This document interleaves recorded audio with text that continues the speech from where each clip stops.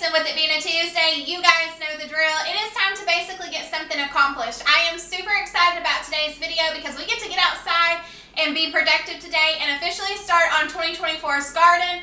Woo! Fingers crossed for a good year.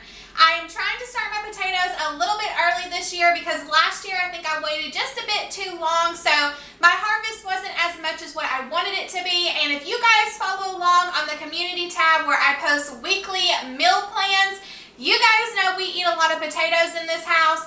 It is probably not the healthiest choice, but it goes and it stretches and it feeds bellies, so it is something that I'm hoping to be able to produce a ton of this year.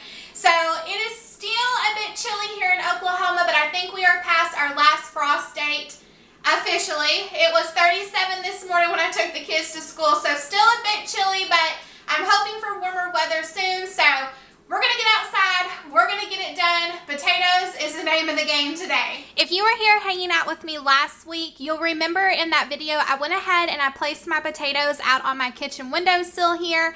They've been setting now for about a week and a half, give or take, and I'm happy to report that they have indeed sprouted eyes. Here's a better view of these potatoes up close for you guys. You can see that the eyes have really done well at sprouting, so I'm very pleased with how these are looking and I have high hopes for these potatoes. So something new that I'm trying this year is buckets. So a bucket garden, a container garden, however you want to spin it.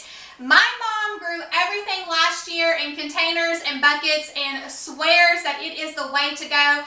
And she did have a wonderful harvest, so I'm going to give that a try this year. Not only do we have a dog now, 8 rabbits, and chickens that sometimes get out, I don't want to have to run the risk of everything that I take all the time to plant into the ground getting dug up, so we're going to try our hands at buckets. Bless my husband's heart, he has been collecting these from tons of different job sites that he's been on, and so when I say I have a ton of these suckers in the garage, I have like 30 of these things stacked up all the way to the ceiling. So before we can get potatoes in these buckets, we have got to get these clean.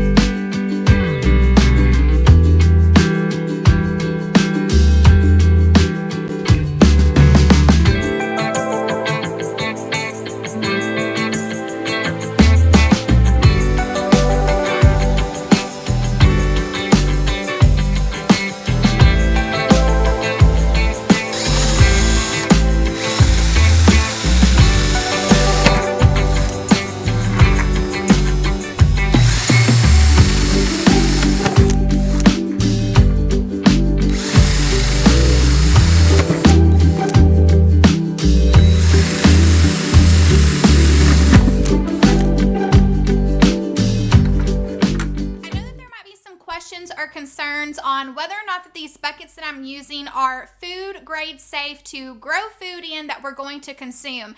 And the answer is it depends. If you flip your bucket over, on the bottom there will be a triangle, and inside the triangle, if there is a number 2, that means that this bucket is a food grade safe bucket.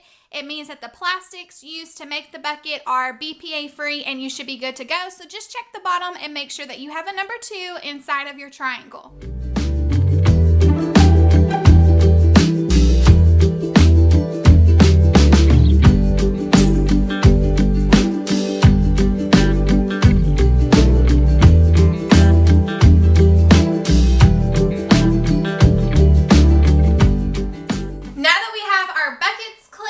we have holes drilled in the bottom. It's time to get these potatoes cut up. So with these smaller ones, I'm probably only going to cut them in half.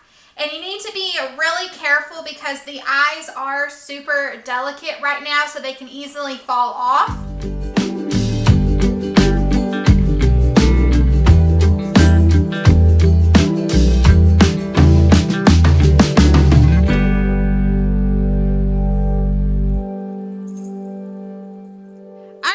So we have all of our potatoes cut.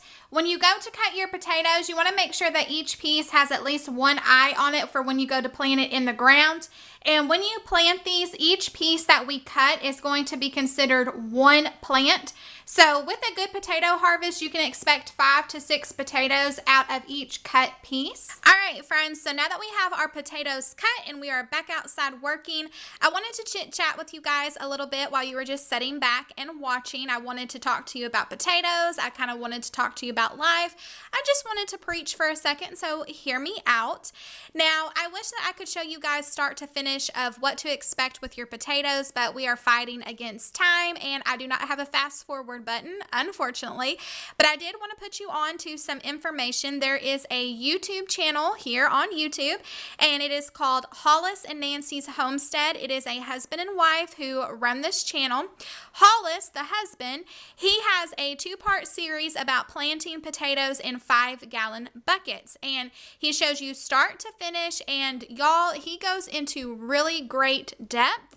He shows you charts, he shows you drawings, illustrations, and he really shows you what's going on every step of the way, what's happening below the dirt, what to expect, when it should happen, so on and so forth. So I'm going to link those 2 videos for you guys down in the description box, and I highly suggest that you check them out if you're new to growing potatoes or maybe you haven't really had a lot of success. Definitely check those 2 videos out because you are going to leave with so much knowledge and you are going to feel like you are the most superior potato planter ever. Now, another thing that I wanted to touch on is I know with social media nowadays and all of these platforms, you know, you see all of these pictures and videos of people with these big, beautiful gardens, and they have greenhouses and all of these special tools and starting lamps for seeds and so on and so forth. And I know it can be intimidating, and I know it can be hard to not get caught up in the mindset of, I don't have those things. My garden doesn't look like that. I live in town. I could never produce those kinds of plants or food and so on and so forth. But I am here to tell you, you have got to get out of that mindset because yes, you can. Nowhere in the book is it written that it is a rule that you have to have a big, elaborate garden to be able to produce food for yourself or for your family. It does not matter if you are in the middle of nowhere or if you are growing in buckets on your balcony in an apartment in the city. It does not matter. All you need is a little bit of elbow grease, some patience, and some effort, and you can do it. I know you can do it. If I can do it, you most certainly can do it. Now, before you guys head out, there is one last thing that I wanted to share with you guys since we are talking about potatoes. And potatoes are the name of the game. I wanted to share this recipe. This is a chocolate potato cake. And yes, you heard me right. There are potatoes in this chocolate cake. This is a vintage recipe that dates all the way back to 1912. So don't tell my kids there's potatoes in their cake. So before we jump to all of our wet ingredients, let's talk about what we have in our dry bowl over here. I have 2 cups of all-purpose flour, half a cup of cocoa powder, and 1 teaspoon of baking soda, and a good sprinkle of salt. In our wet bowl, we have 1 stick of softened butter, 2 cups of sugar, 2 eggs, and 2 teaspoons of vanilla. So I'm going to go ahead and take a second and get this all mixed together.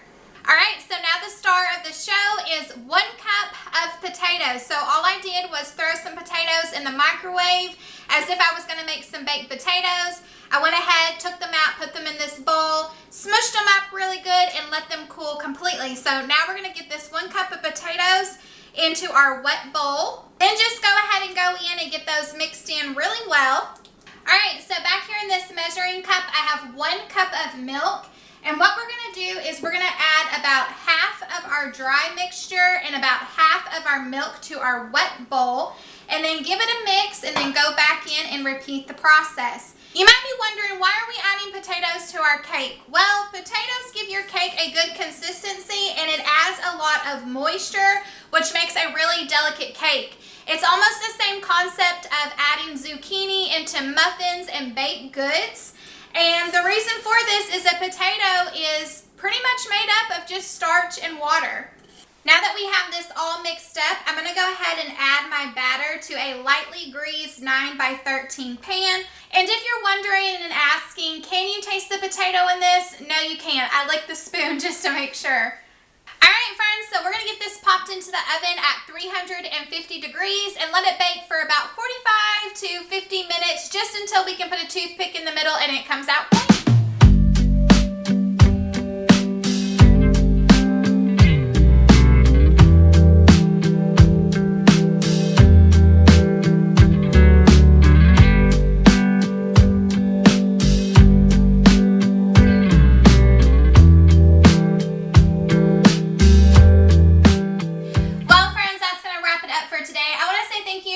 For taking time out of your day to spend time with me. I had a blast with you guys as always. Don't forget to check out that description box below. You can find everything that was mentioned in today's video, including that chocolate potato cake. But until next time, I'll see you later, my friend.